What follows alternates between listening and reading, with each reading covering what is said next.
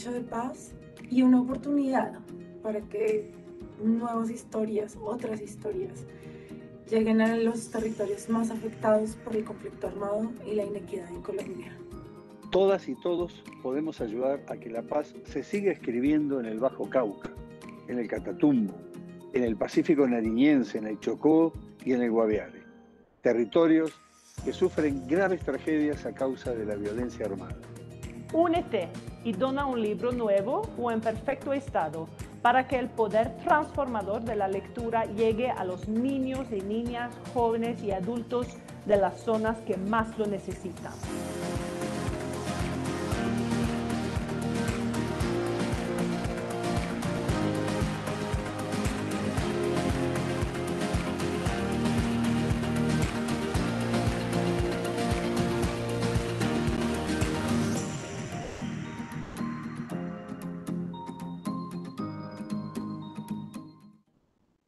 Bienvenidos a la Feria Internacional del Libro de Bogotá. Imaginemos y vivamos juntos esta historia. Bueno, buen día a todos y a todas. El día de hoy, y de manera además muy entusiasta, iniciamos una serie de herramientas, de textos que están, digamos, al servicio de la lectura en Bogotá y en el país, evidentemente, y que pertenece a la Escuela de Lectores de Bogotá. Básicamente, este es nuestro primer texto, de alguna u otra manera es el manifiesto que orienta y, digámoslo así, dinamiza las acciones que hacemos desde la escuela y que están adscritas a Bibliored y evidentemente a la Dirección de Lectura y Bibliotecas de la Secretaría de Cultura de la Alcaldía de Bogotá. Les habla Diana Guzmán, quien lidera la Escuela de Lectores, y básicamente este texto pertenece a la colección Reflexiones. Dentro del plan editorial de la escuela vamos a tener una serie llamada Instrumentos que está, digamos, concentrada en realizar y generar cartillas e impresos y también obviamente objetos digitales al servicio de la didáctica y de la enseñanza de la lectura. La serie Reflexiones, que es con la que inauguramos este proceso editorial, que tiene como objeto central básicamente poder reflexionar de manera más académica, más pausada, todos los procesos sobre la lectura en Colombia. La serie Observaciones, que son todos los productos que van a salir del Observatorio de Prácticas de Lectura, Escritura y Realidad de Bogotá, que también está cobijado en la escuela. Y finalmente la serie Lectores, que hace, digamos, reflexiones y rescates de archivos sobre lectores. El día de hoy tenemos además el honor de tener a la autora del texto, la doctora Ángela Calvo. Buenas tardes, Ángela, un gusto tenerte. Gracias, Diana. Para mí estar contigo. Bueno, Ángela, pues voy a hacer una presentación muy sucinta porque Ángela tiene un currículo bastante amplio, pero pues Ángela es filósofa, es doctora en filosofía y además es profesora emérita de la Facultad de Filosofía de la Pontificia Universidad Javeriana, que también es mi alma mater. Es docente universitaria, escritora, investigadora y tiene, digamos, unos trabajos que creo que los que hemos leído y estamos en el mundo de la filosofía también conocemos sobre Hume, que la hicieron merecedora de 2 distinciones de Hume Society en 2002 y 2004, año en el que además fue integrada como miembro oficial de dicha sociedad. Por los trabajos que ha desarrollado tanto en investigación y docencia en torno a los temas de filosofía moderna, filosofía moral y filosofía política, la profesora Ángela también ha sido, digamos, un sujeto muy importante en la reflexión sobre la ciudadanía, la sensibilidad moral y la teoría crítica de la sociedad. Por esto mismo, le otorgaron el Premio Bienal a la investigación javeriana Vida y Obra en 2015.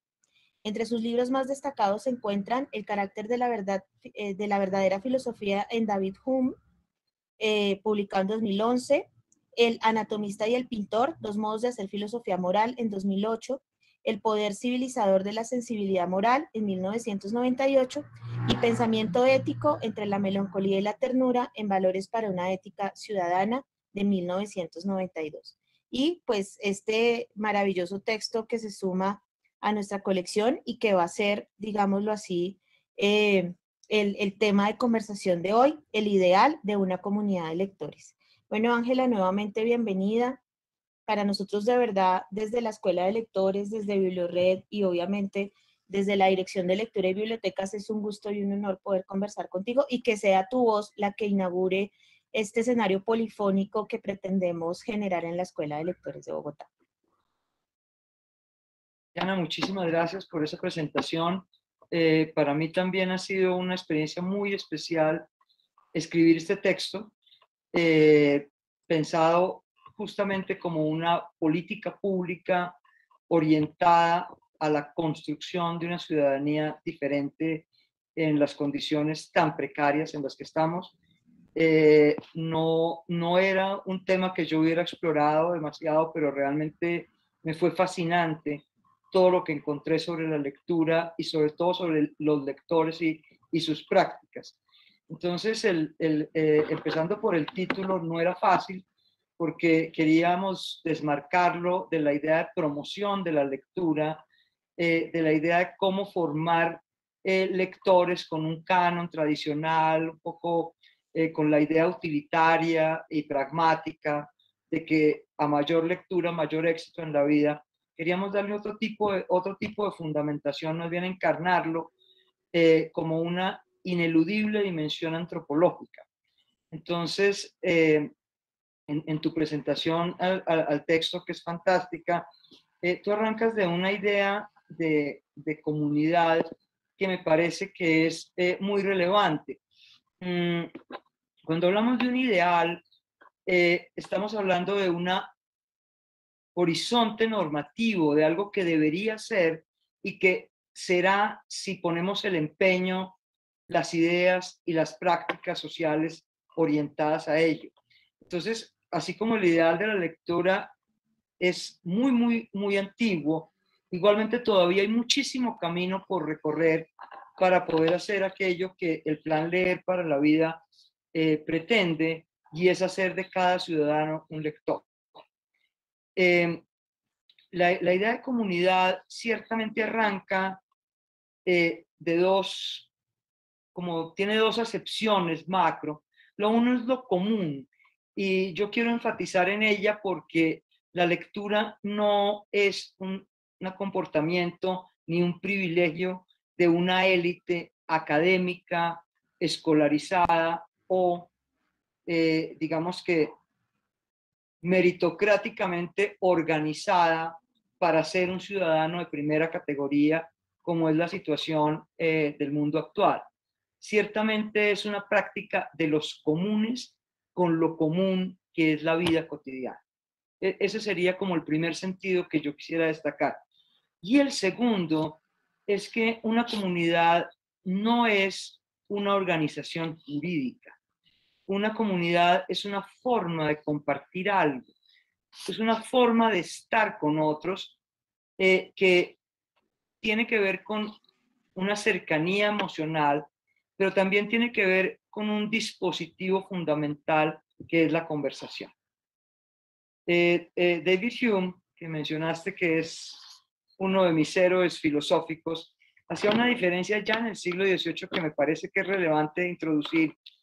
Así como en la sociedad, por los choques de intereses particulares, se requieren las reglas de la justicia, en las comunidades, él lo llamaba company, es como el ámbito de las relaciones sociales más informales, se requieren las buenas maneras, las reglas de las buenas maneras, justamente para facilitar el curso imperturbado de la conversación. Entonces yo quisiera poner en el centro de esa idea, del ideal de una comunidad de lectores, una comunidad de conversación, que no es una comunidad ni de la erudición que se dirige a los ignorantes, ni tampoco es una comunidad de la polémica ni del debate. La conversación es el juego que abre el mundo de la vida en múltiples perspectivas y donde no hay autoridades establecidas ni pautas obligatorias, sino donde nos encontramos finalmente mediados por el otro con nuestra propia trayectoria de vida. Entonces creo que el eje de la comunidad es una comunidad de conversación peculiar. Pues, Ángela, retomando ese punto, digamos, dialógico que tú pones sobre la mesa alrededor de la lectura y de la comunidad. Digamos que en algunos eventos de la política pública, de las concepciones y representaciones tradicionales de la práctica de la lectura parece ser un concepto sustancial que está incluso más allá del sujeto. O sea, el sujeto es el que llega a la lectura como un regalo, o como tú misma lo has dicho, como un camino de privilegios. Y esto de alguna manera u otra convierte a la lectura en una experiencia de exclusión, porque aquellos que no poseen, digamos, las herramientas o los devenires necesarios para alcanzar, digamos, ese ideal de lectura, ¿sí? Quedan por fuera del camino. Nosotros lo hemos conversado y en el texto también está muy, muy subrayado la necesidad de poner al sujeto lector como centro de la discusión, y lo reafirmas diciendo y hablando precisamente del diálogo, ¿verdad? Sería interesante, retomando lo que tú has dicho, ¿cuál sería entonces esa relación entre lector y lectura partiendo de la idea del diálogo? Mira, yo creo que hay una paradoja en la sociedad contemporánea, y es que uno diría que estamos en la apertura del contacto con los textos, de toda índole. Todo el tiempo estamos expuestos a recibir, digamos, lo que llamaríamos cultura oral y escrita, pero la característica de esa sociedad, que es el enjambre de la información, es justamente el bloqueo de la comunicación y del diálogo. En este ámbito de la avalancha de información, realmente lo que se supone es que yo sea un receptor absolutamente pasivo, que estoy adquiriendo, como tú lo señalas muy bien, como un regalo de un acervo cultural que no puedo conectar para nada con la perplejidad de mi vida, y por ende yo no puedo interlocutar con ello. Esto ha llevado a una condición donde está la paradoja. En medio de eso hay una tremenda precariedad de la lectura, por varias razones. La primera, porque, por supuesto, el derecho a la lectura, el derecho a ser partícipe de ese acervo cultural, por supuesto, está marcado por todas las estrategias de poder y por las condiciones de desigualdad en un medio como el nuestro, más, pero no es el único.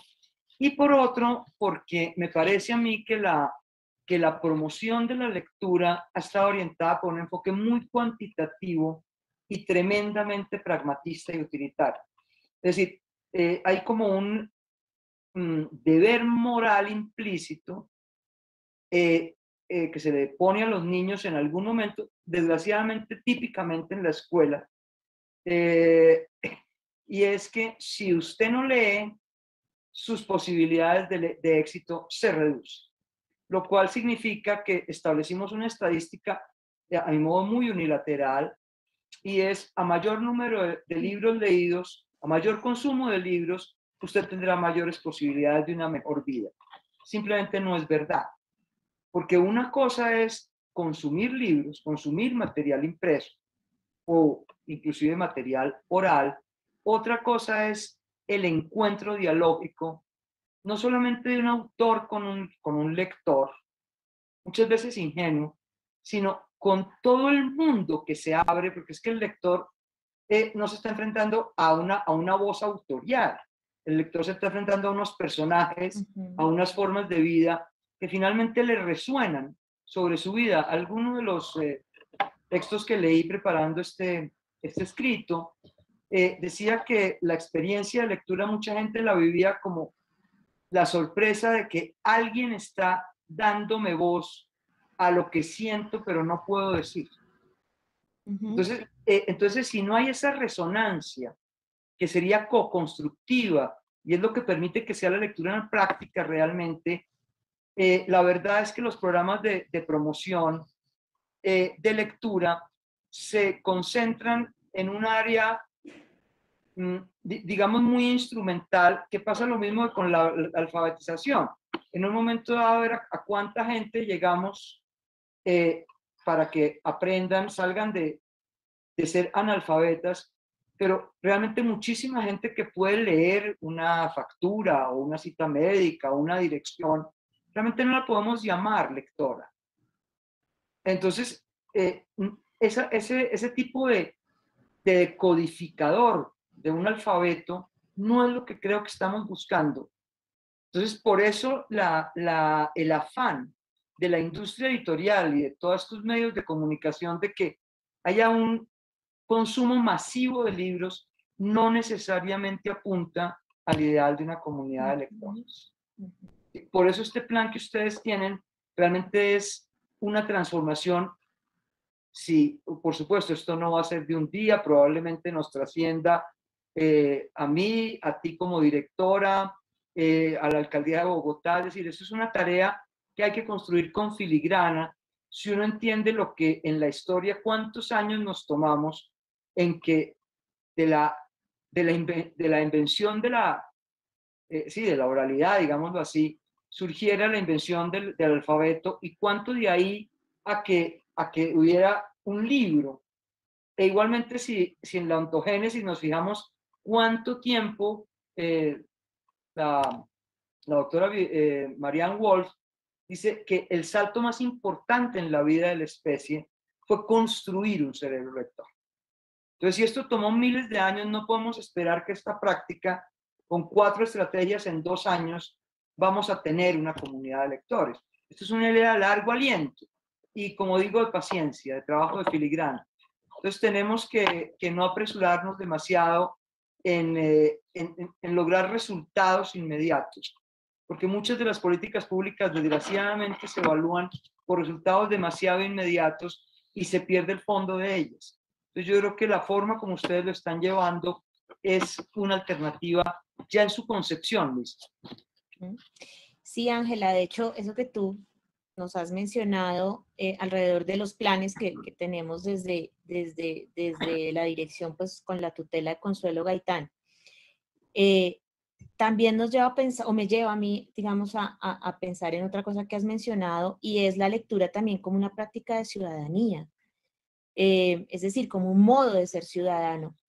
Hay una cosa interesante, y es que en varios estudios de universidades, por ejemplo, la Universidad de Granada, de la Universidad de Wisconsin, se ha demostrado como una comunidad, digamos, un barrio, que tiene cercanos escenarios culturales, pero sobre todo escenarios lectores, bibliotecas o escenarios alternativos, etcétera, tienen una convivencia más amable en el sentido amplio del término. Son capaces de, digamos, incluso de generar disensos críticos, que es un derecho humano, pero también disensos pacíficos, disensos humanos y humanitarios muy profundos. Tú, que has reflexionado mucho también sobre la noción y la categoría de ciudadanía, ¿cuál sería esa relación de este sujeto lector, de la lectura y de esa posibilidad de construir una ciudadanía más amable, más cuidada? Mira, yo creo que el punto de partida, la ciudadanía es una categoría importante porque como que ella una las 2 grandes demandas morales, la demanda de una vida justa, de equidad, digamos, pero también la demanda de reconocimiento recíproco. Entonces, el espacio de la lectura, lo que me abre inicialmente, nada más entrar a una biblioteca o, no sé, un episodio de lectura de cuentos en un parque, es igual, en su riqueza, me permite inmediatamente habitar el presente. Una cosa es ese transcurrir en piloto automático que todos hacemos buena parte del día. Otra cosa es detenerse con lo que se puede llamar la paciencia cognitiva, a dar cuenta de la perplejidad que representa la experiencia con el otro y desde el otro. Naturalmente, esa relación de amistad que vamos estableciendo con los libros, con los personajes. Pueden ser de ficción o pueden ser reales, pueden ser animales o pueden ser cosas, no importa. Es generar un hábito de una manera de habitar el mundo en la cual el otro existe, y no solamente existe como estorbo o como oportunidad para mí, sino existe para ayudarme a dar sentido a mi existencia. Ahora, este hábito no se necesita estrictamente decir, aquí estamos aprendiendo educación ciudadana. Este hábito tiende a replicarse en otros escenarios, como todos los hábitos. Entonces, habitar el presente es lo que posibilita imaginar y crear futuro. Entonces, cuando yo empiezo a compartir y a conversar con otros sobre palabras y sobre libros, de alguna manera yo estoy abriendo un ámbito de esperanza social y de compromisos y responsabilidades que tendrán que ver con la forma de vida familiar, con la forma como me relaciono con mis colegas profesionales, como me relaciono con mis compañeros de escuela. Es decir, en los ámbitos sociales, esto va generando una forma típica que tal vez es bueno resaltar qué forma típica, y es la forma en la cual hay que ir más allá del respeto. ¿Sí? No es simplemente no nos toquemos nuestras libertades y cada cual viva como en su cerco aislado, sino es la curiosidad entusiasta, empática y compasiva con la diferencia. ¿Sí? Cuando yo lo veo, cada clase que doy sobre textos filosóficos, tendrás la misma experiencia, cualquier texto, cuando uno empieza a oír lo que le suscita a la gente, uno dice, pero ¿cómo es posible que no lo vi? ¿Cómo no se me ocurrió? ¿No? Y entonces ya de entrada uno no descalifica la versión del otro, sino que empieza a verle aristas y sutilezas a lo mismo. Entonces, la diferencia sobre lo mismo nos acerca a nuestra común humanidad, que sería la matriz de la ciudadanía. Nussbaum tiene una caracterización de la ciudadanía que a mí me parece valiosa, y es esta. Puede que no te lo diga exactamente de memoria, pero ¿qué significa educar ciudadanos? ¿O qué necesita saber tener un ciudadano del mundo hoy? Ella dice, se necesita dominar muchos hechos, por supuesto.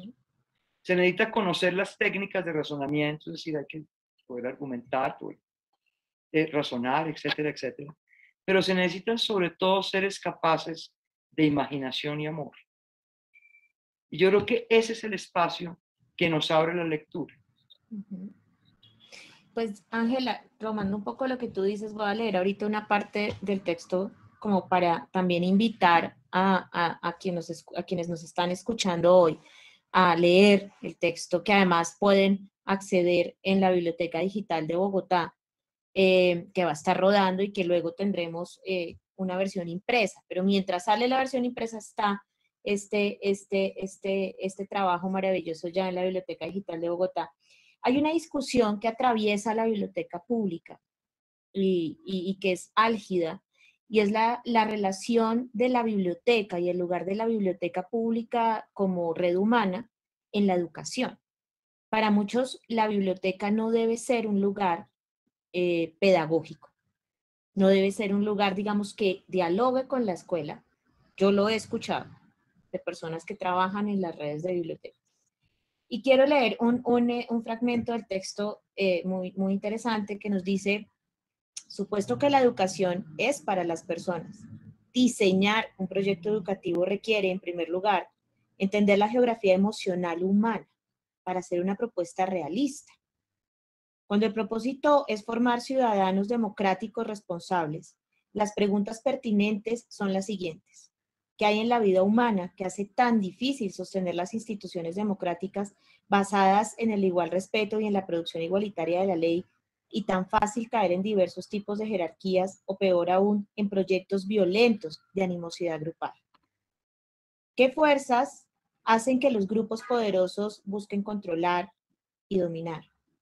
¿Por qué las mayorías tratan de denigrar o estigmatizar a las minorías en la mayoría de los casos? Pues aquí también aparece la profesora Nussbaum. Mi pregunta va direccionada a eso, Ángela. ¿Cuál crees tú que es el lugar de la lectura, o hagamos un tránsito categorial, el lugar de un ser lector o de un lector en potencia en los procesos educativos? Diana, ahí en esta parte que tú acabas de leer de Nussbaum, hay digamos que una afirmación que a mí me parece que es lo más novedoso de su obra, que es hablar de la textura emocional de la democracia. El término es mío. Bellísimo, bellísimo.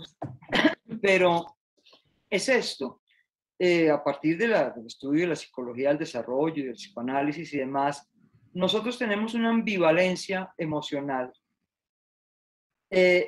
y se pueden desplegar como dos círculos, que yo llamo el círculo vicioso de las emociones y el círculo virtuoso. Todo depende de cómo asumimos la vulnerabilidad. Hemos sido educados, por lo menos yo, espero que las nuevas generaciones se haya modificado un poco eso, con la idea de que hay que defendernos de expresar las emociones porque nos imaginamos al otro como una boca de cocodrilo que en el momento en que mostremos nuestra vulnerabilidad emocional está dispuesto a morder y a liquidar. Entonces la idea de que las emociones nos inhabilitan, nos subordinan inmediatamente al imperio de la razón, creo que ha dominado la educación con pésimas consecuencias. Básicamente que si esta tendencia continúa, lo que está amenazado es la democracia. Son sujetos sin alma, probablemente muy productivos, esto que Byung-Chul Han llama la sociedad del rendimiento, pero donde la vida buena se cambió por la mera vida. Entonces, todo proyecto político requiere para su estabilidad del apoyo emocional de las personas. Entonces, yo sí creo que la lectura, de alguna manera hay que conectarla con ese cultivo de las emociones políticas.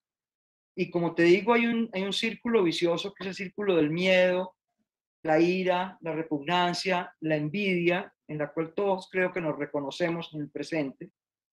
Y otro círculo virtuoso que arrancaría de la confianza, de la curiosidad, de la gratitud, del amor y sus diferentes formas, la compasión, la amistad cívica, etcétera, que nos permiten construir el síndrome de la esperanza. Pues casi que la lectura yo la entiendo como un puente, la práctica lectora, si la entendemos como práctica, como un puente de pequeñas saetas de la política del miedo o el círculo vicioso hacia el círculo virtuoso. Entonces, en ese sentido le veo un potencial emancipador impresionante, porque es que a la vez que te permite ser un poco más sujeto de tu historia, nunca seremos absolutamente sujetos de nuestra historia, ¿no? Pero un poco más, tener esa idea de que estoy parqueado en el mundo y que en algún momento puedo decir como decía Sinatra, lo hice a mi manera. A la deliberación un poco por el bien común cuando comprendes que la miseria y el dolor del otro afectan fundamentalmente tu posibilidad de realización. A la idea de ciudadano del mundo donde realmente nada de lo humano te es ajeno.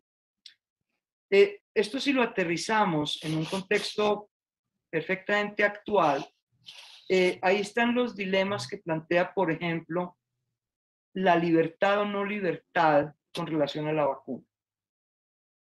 Claro, uno podría decir, sería totalitarismo obligar a la gente a vacunarse, pero no habrá una posibilidad persuasiva, dialógica, que pasa por la conversación, con libros no solamente de ficción, sino de la ciencia. ¿Sí? La conversación con otras voces no nos hará pensar que el bien común de alguna manera es responsabilidad de todos. Entonces son ese tipo de prácticas las que nos permiten abrir mundos y establecer nuevas formas de relación. Yo pienso, bueno, no lo digo yo, el origen de los libros tuvo que ver con el origen de la filosofía, ¿no? Y tuvo que ver con el origen de la democracia. Entonces, lo que debemos a Grecia fue creer que el ideal de una comunidad de lectores de la vida, y de los textos y de las historias y de la batalla, de las batallas homéricas, realmente eran los portadores de la idea de emancipación. O sea, razón y libertad siempre han estado ligadas. Eso dicen los filósofos. En la práctica dirán ustedes que la razón ha sido totalitaria. Sí, muchas veces. La razón ha sido irracional, por supuesto. Pero creo que básicamente es porque la razón moderna se entendió como monológica. ¿Sí? Nos encargaron de ser autoconciencia, autodeterminación y autocreación. Entonces terminamos por ser autistas. ¿Sí? Entonces necesitamos una razón dialógica, una razón que se abra a la perspectiva del otro. Y yo creo que la lectura sí nos enseña, Diana, y sobre todo hablar de la lectura. Yo lo que aprendí hablando, bueno, con Consuelo hace mucho que instauré una conversación sobre los libros, y contigo recientemente, pero muy rica, la lectura sí le enseña a uno que el mundo no se da sino en perspectiva. Y eso implica que lo que tú ves no lo puedo estar viendo yo, pero también es parte del mundo. ¿Sí? Eso, quien no lee, quien no se ha enfrentado con la diferencia mediada por la experiencia del relato, la narrativa de otro, no lo comprende y por supuesto cree que vivir es afirmar sus razones, sus razones, sus razones, e ir chuleando cuántos adeptos tengo o a cuánta gente callé dogmáticamente. El espíritu es exactamente el contrario. Así es, Ángela. De hecho, bueno, todo lo que, digamos, tú has mencionado es el derrotero justamente de la Escuela de Lectores. Yo agradecí mucho pues que este texto fuera al iniciar. O sea, porque lo que tú has mencionado, lo que está en el escrito, es justamente ese propósito que obviamente puede resultar utópico y atípico, pero que queremos evidentemente construir, fortalecer y poner a circular.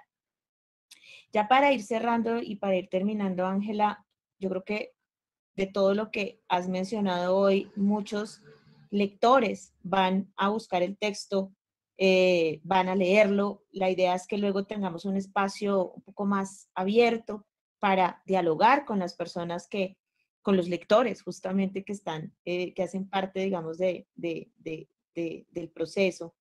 Ya para terminar, Ángela, yo quisiera que con tus propias palabras invitaras a todos y a todas estas personas que están esperando por leer y por ser leídas, a compartir y a dialogar con el libro del que hoy estamos hablando.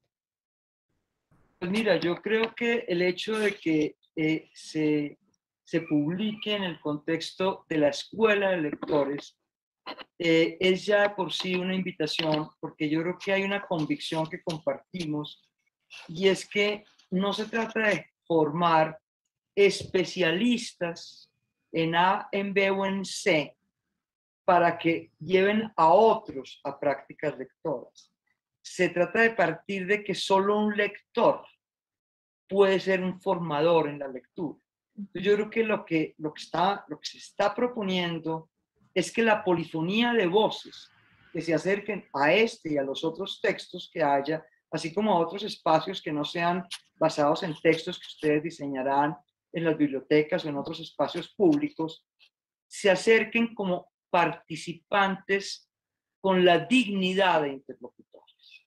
Y yo creo que parte de lo que yo señalaría es ojalá este proyecto no se lea. Desgraciadamente ¿cómo decirlo? La falta de reconocimiento que hemos recibido los maestros en nuestra tradición colombiana hace que los maestros siempre estemos buscando quién es el gurú que nos dice cómo hay que hacerlo. Ojalá no se convierta todo este proyecto en que vamos a tener de ahora en adelante unas cartillas para lo que hay que hacer en la escuela, que aprovechemos el espacio libre del aula de clase para hablar de la vida, desde la vida y hacia la vida. En eso todo el mundo es original, no se necesitan títulos, no se necesitan credenciales, se necesita simplemente la perplejidad de estar vivo que nos abre al otro. Si el espíritu de la escuela de lectores cala en la educación, y no me refiero solamente a la educación primaria ni secundaria, la transformación de la educación necesita ser radical. En las universidades seguimos pidiendo controles de lectura. No nos sentimos cómodos si la gente no ha leído, porque damos por hecho que si no ha leído no puede hablar. Yo casi que diría que, tú lo planteas en la introducción muy bonito, que es el dilema del huevo o la gallina, que está primero el libro o el lector. En este caso, claro que está el lector. ¿Qué nos ganamos con millones de bibliotecas llenas de polvo? Cuando alguien se acerca con una curiosidad, simplemente por la pasta del libro, por el dibujo, por el tamaño, le estamos dando vida a un libro.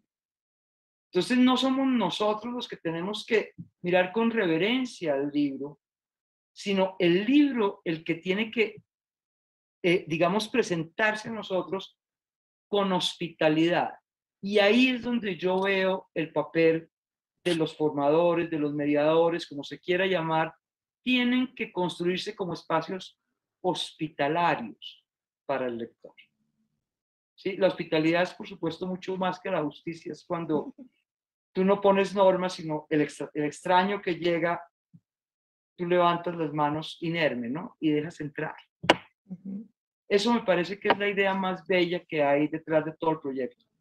Final y contundente la idea, o sea, contundente absolutamente lo que acabas de decir, porque justamente cuando uno piensa en una escuela, inmediatamente hace la relación, digamos, como con el modelo napoleónico de la instrucción y de la, digamos, de la limitante del instruido y del instructor.